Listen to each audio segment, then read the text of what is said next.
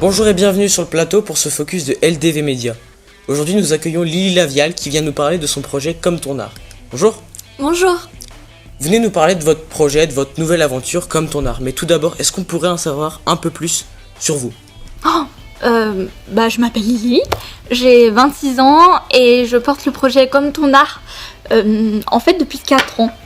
Parce que j'avais une activité salariée jusqu'à il y a 1 an, je menais ça en parallèle et puis j'ai pris la décision de me consacrer à ce projet à temps plein.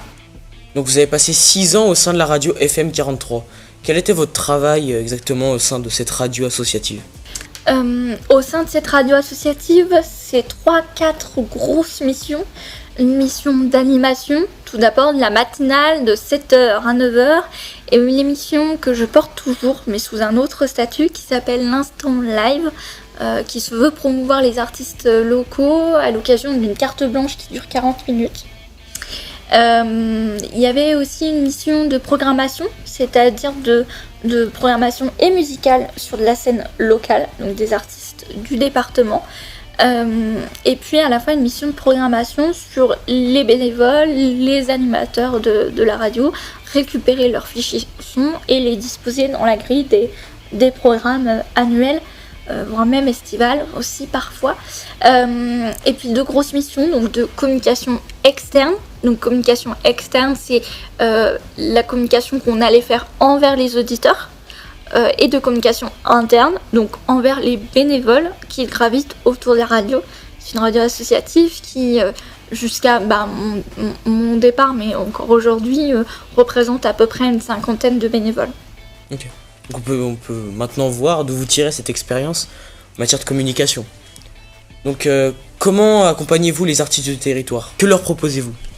Alors, en fait, c'est un ensemble de ma vie, cette expérience. Donc, il y a l'expérience radiophonique, oui, mais je suis aussi fille d'un comédien et directeur artistique d'une compagnie locale sur le département. Donc, c'est à la fois tiré de tout ça. J'ai grandi dans ce milieu culturel très fort et à la fois, je l'ai développé par mon expérience radiophonique qui a, j'ai envie de dire, plutôt développé les compétences effectivement de communication. Et puis, j'ai fait mes études là-dedans. Moi, je suis graphiste à la base. Donc l'idée c'était un peu d'apporter ma pierre à l'édifice culturel de la Haute-Loire. On a un panel de création assez fort sur le département, donc l'idée c'était de les mettre en valeur à travers des prestations de graphisme s'il y a besoin, d'outils de communication, en tout cas pour eux visuels, et puis ce qu'on va appeler la diffusion. Alors pour ceux qui connaissent pas le métier, chargé de diffusion, j'aime bien dire que c'est l'agent d'acteur, comme dans la série 10%, mais pour le spectacle. Voilà, c'est placer en gros les spectacles dans des salles, dans des associations qui sont à la recherche de tel ou tel spectacle. On pourrait appeler ça en musique actuelle. En musique, on pourrait plus appeler ça du booking aussi. Et donc quels sont les projets qui attendent Comme ton art en 2025-2026 ? Déjà la structuration de l'activité, parce que mon emploi salarié je l'ai lâché en mai dernier, donc c'est assez récent. Donc l'idée c'est de consolider l'activité, les différents versants et voir comment ils s'articulent entre eux, parce que je suis convaincue que ça, mais c'est bien d'être convaincu, il faut aussi le démontrer, comment ça semble, et la partie graphisme et la partie diffusion ou booking, et puis quelques projets aussi que j'ai en parallèle, qui pour moi, notamment l'Instant Live dont je parlais tout à l'heure, pour moi qui ont du sens par rapport à l'activité, mais comment du coup tout ça s'articule. Donc déjà il y a la structuration de l'activité, il y a aussi la création de support, parce que ça fait 4 ans que je fais ça en fait, j'ai jamais vraiment besoin de communiquer sur l'activité, mais là je passe un temps plein, l'idée c'est, d'où ma présence aussi ici, de donner une autre visibilité à ce projet-là, de le faire connaître un peu la réalité de ces métiers qui n'est pas toujours simple. Donc c'est aussi la création de supports, de sites internet, de vraies vitrines quoi, à proprement parler.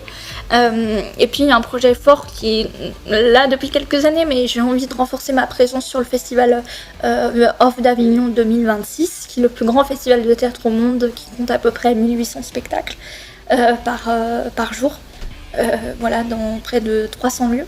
Donc l'idée c'est de renforcer un peu cette présence en tant que professionnel et au nom du projet Comme ton art. Et donc aujourd'hui, quels sont les artistes que vous accompagnez ? Alors il y a 2 types d'artistes que j'accompagne en fait. Il y a les artistes, on va dire, du spectacle vivant, donc ceux qui sont plutôt sur scène au plateau, Et les artisans créateurs d'art, donc ceux qui font des choses de leurs mains et qui créent. Aujourd'hui, l'activité se veut plus aller dans le domaine du spectacle vivant. J'accompagne depuis peu The Washing Machine Club, qui est un groupe de musique actuelle. J'accompagne l'association Consoldi sur tout son volet production et administration. J'accompagne aussi l'association Studio La Bergerie, qui regroupe plusieurs projets artistiques dans les musiques actuelles. Et puis j'accompagne plus des comédiens du spectacle vivant et de l'oralité, des arts oratoires. Donc le collectif Consoldi, je l'ai dit, avec leur spectacle Les Oubliés de l'île de Sable. Barbe Bleue, du roman d'Amélie Nothomb de la compagnie L'île Loma. Et puis Suzelle Barbaroux et d'autres. Bien, merci Lily Lavial d'être venue sur le plateau de ce focus. Merci à vous, c'est important ce que vous faites. L'équipement est important, LDV Média est important. Ça forme aussi les citoyens de demain et c'est aussi pour ça que je fais ça, donc merci. Et à bientôt sur LDV Média.